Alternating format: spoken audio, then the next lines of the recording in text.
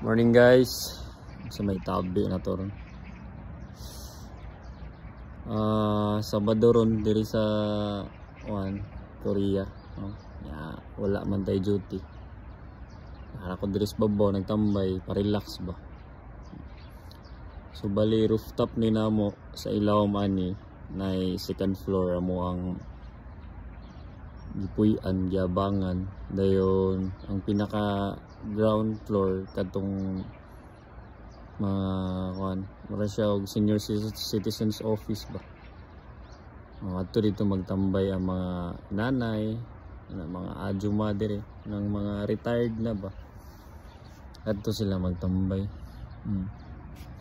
So puro na siya mga big companies na nagpalibot sa amo ang dorm kisuksa na mo. Dayon ang amo ang company na dito katong nay kanang blue gatop mana siya mo ang company.